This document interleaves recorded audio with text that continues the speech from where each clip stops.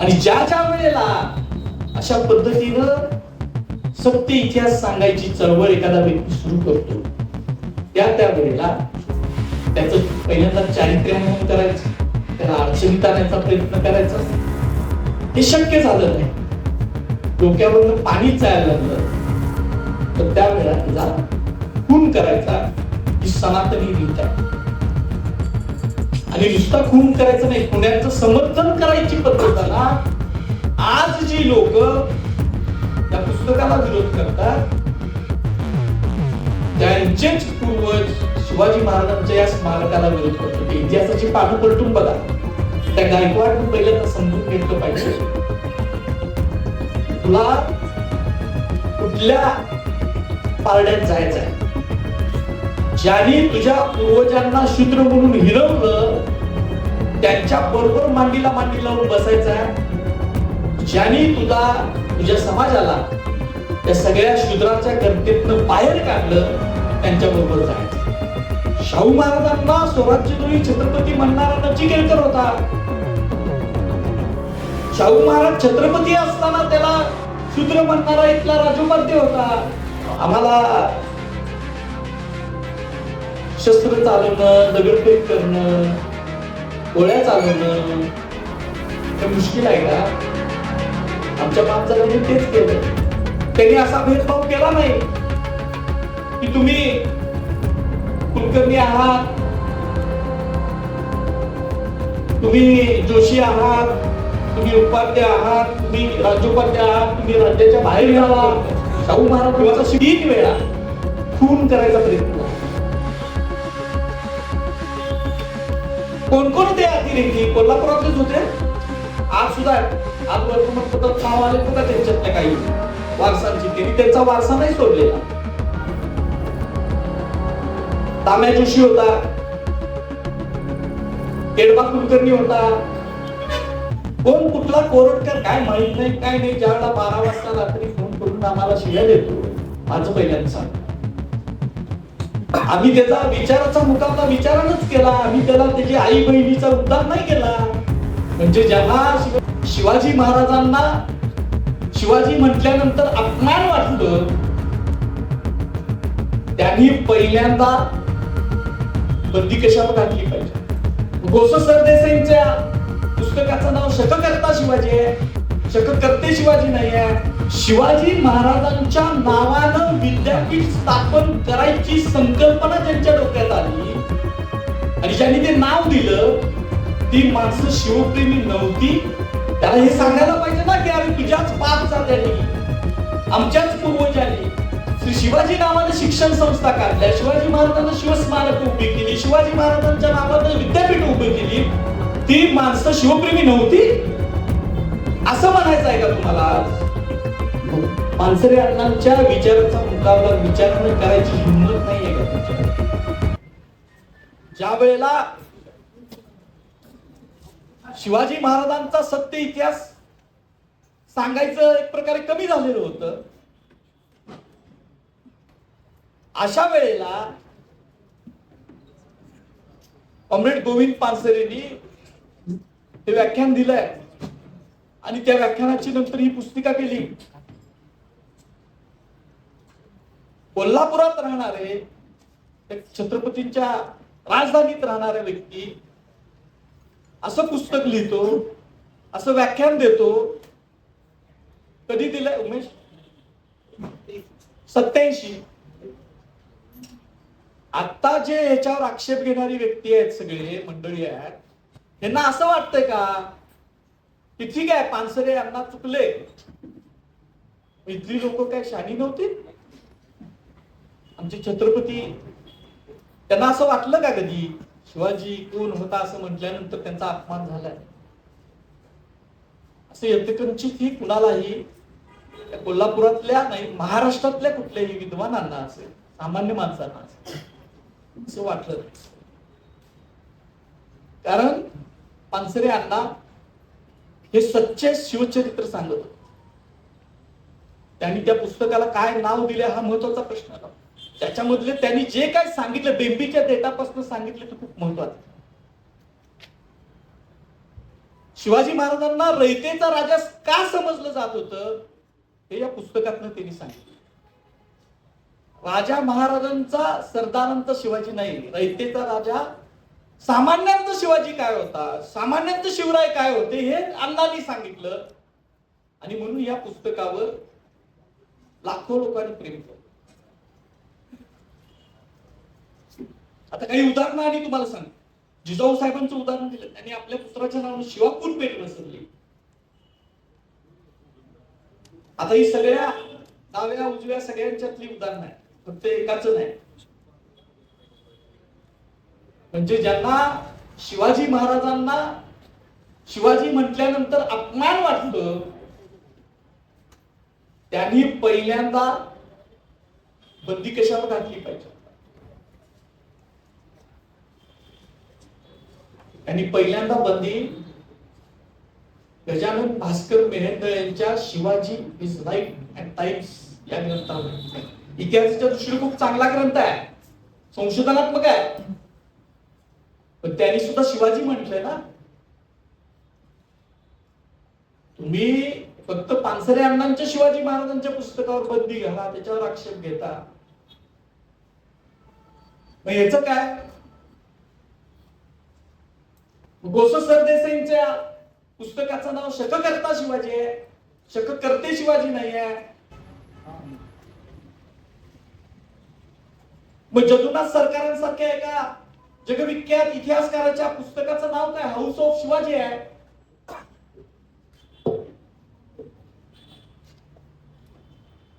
एवढंच काय, राजऋषी शाहू महाराजांनी ज्या वेळेला जगातलं सांगतोय की सगळ्या विश्वातलं पहिलं शिवाजी महाराजांचं स्मारक उभा करायचं ठरवलं, त्यावेळेला त्या स्मारकाचं नाव शिवाजी मिलिटरी प्रिपरेटरी स्कूल असं दिलेलं आहे. शाहू महाराजांसारखा शिवभक्त कोणच झाला नाही असं माझं अजूनपर्यंतच म्हणणं आहे. त्यांनी जेवढी शिवस्मारक उभं केली तेवढी स्मारक कुणीच उभी केली नाही. त्यावेळेला सुद्धा पुण्यामध्ये शिवछत्रपतींचा पुतळा बसवत असताना, शिवाजी महाराजांचं स्मारक उभा करत असताना आज जी लोक या पुस्तकाला विरोध करतात त्यांचेच पूर्वज शिवाजी महाराजांच्या या स्मारकाला विरोध करत होते. इतिहासाची पानं पलटून बघा.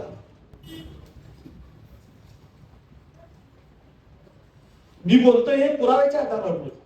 कोल्हापूर पुरालेखा गावात जावा, एवढंच जर नको असेल तर त्यावेळेच विजय मराठा काढा, त्यावेळेचे दिनकरराव जवळकरांची पुस्तकं काढा, तुमच्या लक्षात येईल. आणि ही आपल्या बाजूची झाली जर ते द्या सोडून, त्यावेळेच त्या केसरी वर्तमानपत्र काढा, सगळ्या आर्काइव्ह मध्ये आहे. त्या भोपटकरांचं भालाचं काढा. जो शिवछत्रपतींचा वारस शिवाजी महाराजांचं स्मारक तयार करायला लागलेला आहे आणि त्याच वेळेला या छत्रपतींच्या वारसाला ज्यांनी समतेचा संदेश दिला त्याला स्वराज्यद्रोही छत्रपती म्हणण्याचं धाडस करतो. हीच मंडळी आहेत. परत पुन्हा येतो मी नंतर त्याच्यावर. मुंबईमध्ये जी शिवाजी मंदिर नावाची एक संस्था आहे, मराठ्यांची संस्था आहे, ती शिवप्रेमी नाहीये. ज्यांनी ही मंडळी हे सगळं केलं ते शिवप्रेमी नाही. शिवाजी एज्युकेशन सोसायटी आहे, शिवाजी एज्युकेशन सोसायटी पंजाबराव देशमुख साहेबांनी काढलेली आहे. अमरावतीला भारताचे पहिले कृषी मंत्री आहेत. वेदांचा सुद्धा त्यांचा अभ्यास आहे. आणि इतके ते शिवाजी महाराज संभाजी महाराजांच्यावर प्रेम करणारे आहेत. आज जी शिवाजी महाराजांचे पिताजी शहाजी महाराजांची वधेगिरी कर्नाटकातली जी समाधी आहे ती समाधी पंजाबरावांच्या मुळे आपल्याला दिसते. ते शोध घेत तिथे गेलेत. कृषी मंत्री असताना, आणि त्यांनी शिवाजी महाराजांच्या पिताजींची समाधी ही राष्ट्रीय स्वरूपी स्मारक त्यावेळेला करून घेतलं. असा व्यक्ती स्वतःच्या शिक्षण संस्थेला नाव देत असताना श्री शिवाजी एज्युकेशन सोसायटी असं त्यानं नाव दिलं. छत्रपती शिवाजी महाराज एज्युकेशन सोसायटी असं नाव नाही दिलं. किंवा शाहू महाराजांनी सुद्धा शिवाजी मिलिटरी प्रिपरेटरी स्कूल असं नाव दिलं. म्हणजे आताचं नाव त्याचं ते आहे, त्यावेळेला सुद्धा श्री शिवाजी स्मारक एवढंच म्हणायचं. आता बाकी जाऊ दे, आपल्या शिवाजी विद्यापीठाचं नामकरण ज्या वेळेला झालं, शिवाजी महाराजांच्या नावानं विद्यापीठ स्थापन करायची संकल्पना ज्यांच्या डोक्यात आली आणि ज्यांनी ते नाव दिलं, ती माणसं शिवप्रेमी नव्हती असं यांना म्हणायचं आहे का? असं या गायकवाड महोदयांना म्हणायचं आहे का? किंवा त्याला सांगणाऱ्यांना असं म्हणायचं आहे का? त्याच्या डोक्यातली ती गोष्ट नाही, कारण 7वी 8वी काहीतरी पास झालाय असं त्याला कुठं सांगितलं असेल, बघ हे शिवाजी महाराजांचा अपमान कर. त्याला हे सांगायला पाहिजे ना की अरे तुझ्याच बाप जात्यांनी, आमच्याच पूर्वजांनी श्री शिवाजी नावाने शिक्षण संस्था काढल्या, शिवाजी महाराजांना शिवस्मारक उभी केली, शिवाजी महाराजांच्या नावाने विद्यापीठ उभी केली. ती माणसं शिवप्रेमी नव्हती असं म्हणायचं आहे का तुम्हाला आज?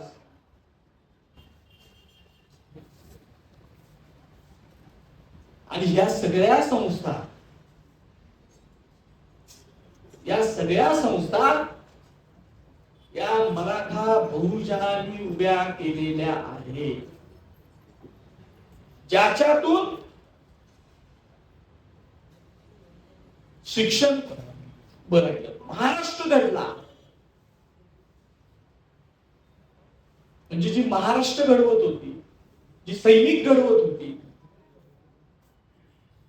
अशी माणसं शिवप्रेमी नाहीत असं म्हणायचं का? हे सगळं बघितल्यानंतर असा एक प्रश्न माझ्या मनात आहे.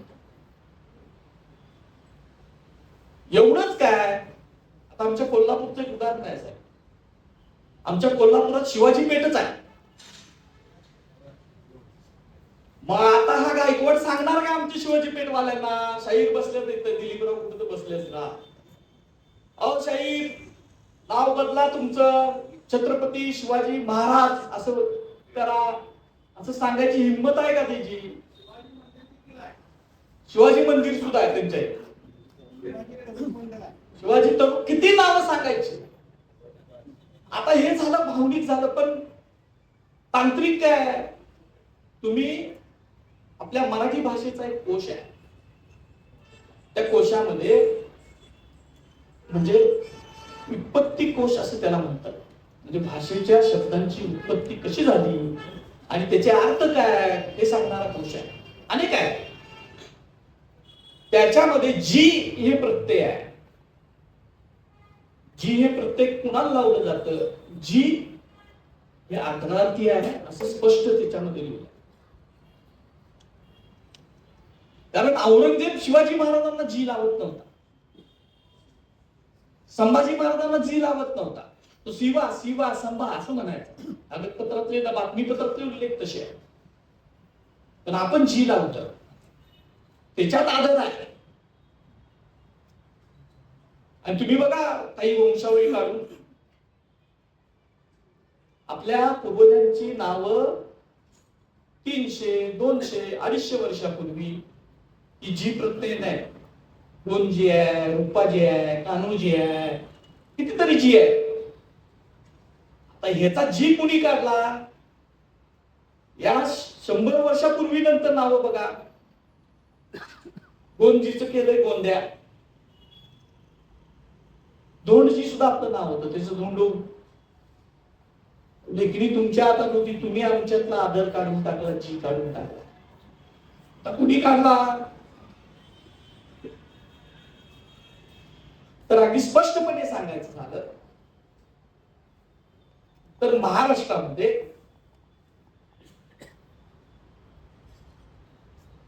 किंवा देशभरामध्ये जे जे महामानव लक्ष्मी नावं घेतली, शिवछत्रपती, शंभू छत्रपती, महात्मा फुले, शाहू महाराज, डॉक्टर बाबासाहेब आंबेडकर, कर्मवीर भाऊराव पाटील कितीतरी आहे, यांच्या लढाया कुणाशी झाल्या बघा.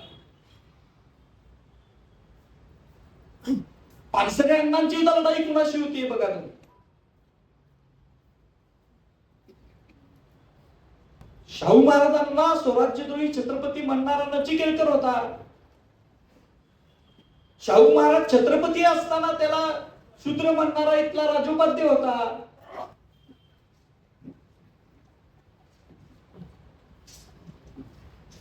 आणखी एक विधान मी अत्यंत गांभीर्याने करतोय.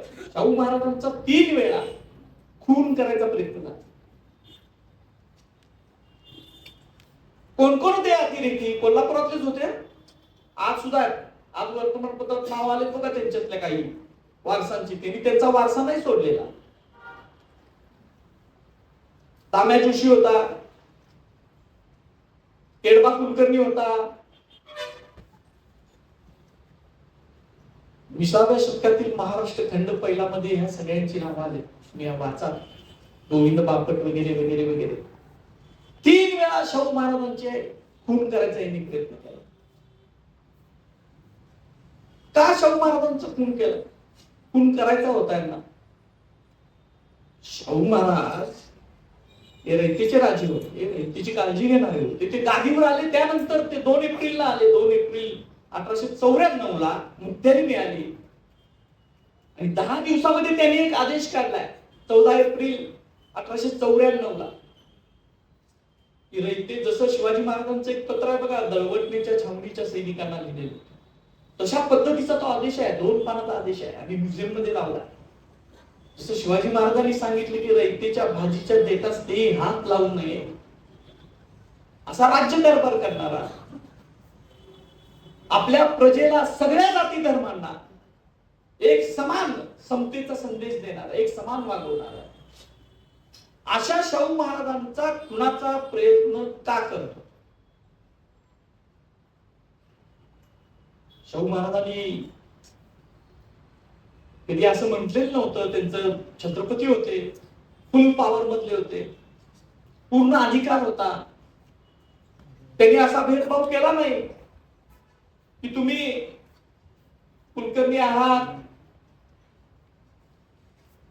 तुम्ही जोशी आहात, तुम्ही उपाध्याय आहात, तुम्ही राज्योपाध्याय आहात, तुम्ही राज्याच्या बाहेर जावा, किंवा तशी परिस्थिती आणली नाही. त्यांनी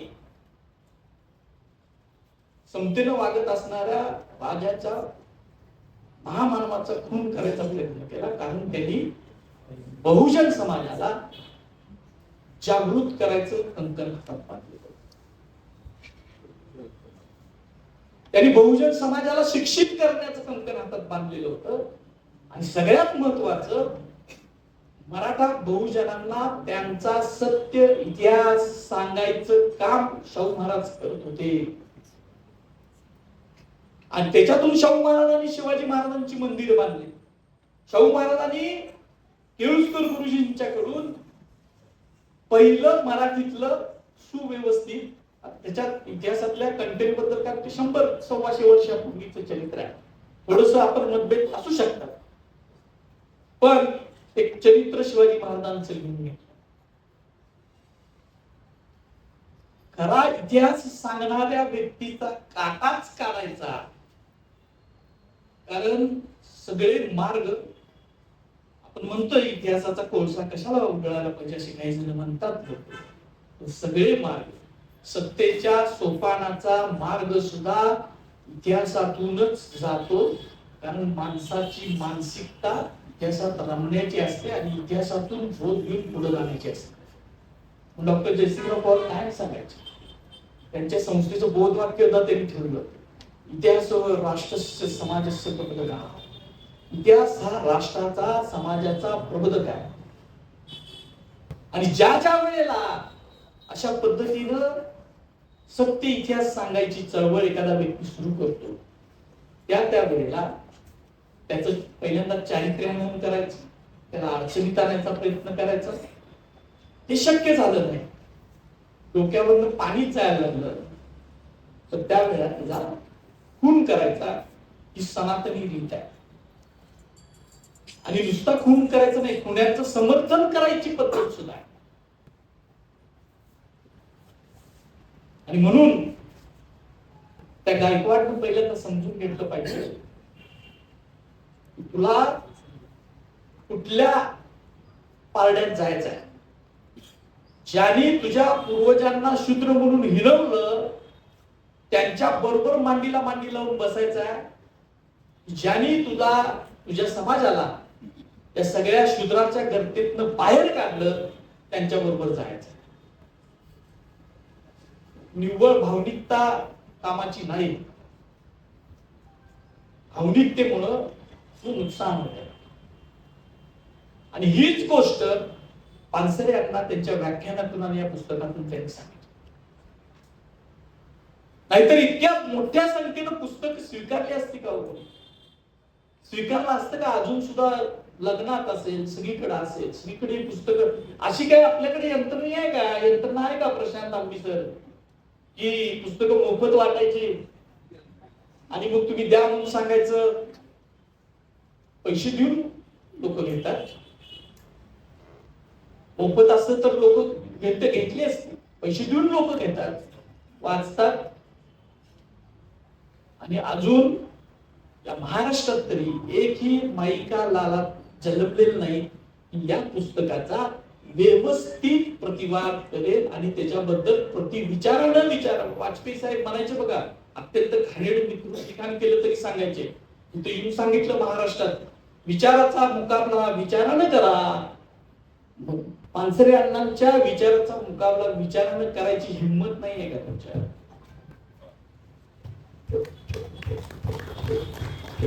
आणि पण आमची हिंमत होती विचाराचा मुकाबला विचारानं करायचा. अजून सुद्धा आम्ही तेच करतो. कोण कुठला कोरटकर काय माहित नाही, काय नाही. ज्यावेळेला 12 वाजता रात्री फोन करून आम्हाला शिव्या देतो, माझं पहिल्यांदा सांग, आम्ही त्याचा विचाराचा मुकाबला विचारानंच केला. आम्ही त्याला त्याची आई बहिणीचा उद्धार नाही केला.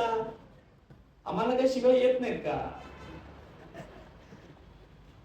प्रशांतला माझ्यापेक्षा जास्त येत असतील. आम्हाला शस्त्र चालवणं, दगडफेक करणं, गोळ्या चालवणं काय मुश्किल आहे का? आमच्या बापजाद्यांनी तेच केलं. म्हणजे स्वराज्य कोणी उभारलं? शिवसन्मान परिषद आहे म्हणून सांग. तो बागेश्वर धाम आला उत्तरेतनं आणि तो सांगतो शिवाजी महाराज युद्ध करून थकले आणि रामदास स्वामींना त्यांनी स्वराज्य बहाल केलं. रामदास स्वामी म्हणे हनुमानाचे उपासक, हे रामदासी म्हणे हनुमानाचे उपासक. आमच्या एका मित्रांनी पोस्ट लिहिली, डॉक्टर नीरज साळुंखे, परवाच लिहिली. इतके रामदासी सगळे बलदंड होते, दररोज सूर्य नमस्कार घालायचे, इतक्या संख्येनं होते. एक तरी रामदासी स्वराज्यासाठी शहीद झालेला दाखवा आहे का कोणाकडे रेफरन्स? एवढं खोटं लिहिणाऱ्या यांच्या लेखण्या यांच्याकडे ती एक नाव सापडत. शिवकाळात जाऊ दे, संभाजी महाराजांच्या काळात दाखवा, संभाजी महाराजांच्या काळात जाऊ दे, राजाराम महाराजांच्या काळात दाखवा, राजाराम महाराजांच्या काळात राहू दे, महाराणी ताराबाई साहेबांच्या काळात दाखवा. औरंगजेबाला छातीवर अंगावर घेणारी माणसं मर्द मराठी आम्ही आहोत. सगळेच मराठी म्हणजे महाराष्ट्रातले सगळे. लक्षात कोण नव्हता? पवार सरांनी एका पुस्तकात, आप्पासाहेब पवार सरांनी, शिवाजी विद्यापीठाचे पहिले गुरु, जे अत्यंत शिवप्रेमी होते, त्यांनी राजाराम महाराजांच्या काळातली काही कागदपत्र शोधून नव्यानं काढली, ताराबाई साहेबांच्या काळातली कागदपत्र शोधून नव्यानं काढली. आता बघा, त्यांनी सुद्धा त्याचं नाव दिलंय ताराबाई कालीन कागदपत्रे. आता उद्या कोण तर शाणा उठल गायकवाड सारखा आणि म्हणले महाराणी ताराबाई साहेब कागदपत्रे का दिलं नाही, त्या आप्पासाहेबांना काय कळत होतं का नाही, याला कळते का नाही, असं व्हायचं. म्हणजे आम्ही जी संशोधन करून काढलेली पुस्तकं आहे, आप्पासाहेबांना आदर नव्हता म्हणून तिने काम केलं का? एवढा स्टॉलवर्ड माणूस, शिवाजी विद्यापीठ उभा करणारा माणूस, त्यांना महाराणी ताराबाई साहेबांच्या बद्दल आदर नव्हता? तुम्हीच दडवलेला इतिहास बाहेर काढला, उद्या त्याच्याबद्दल आक्षेप घ्या. तर या आप्पासाहेबांनी त्या पुस्तकात कोण कोण लढत होतं स्वराज्याबरोबर, स्वराज्यासाठी कोण कोण लढत होतं, त्याची एक कविता त्यावेळेच्या कवीने केलेली आहे. त्याच्यामध्ये साळी, माळी, कोळी, कुंभार, जुलई ही नावं आपल्याला माहित सुद्धा नाही जातात, या सगळ्यांची यादी दिली. त्याच्यात रामदासींचं काय नाव नाही आहे. आता हा रामदास स्वामी, आम्ही आदरानच बोलतो, आम्ही विचाराची माणसं.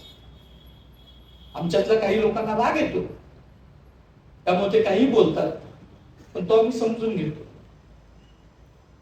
आणि ज्या वेळेला तुम्ही शिवछत्रपतींच्या डोक्यावर गुरु म्हणून त्या रामदासाला बसवाल, त्यावेळेला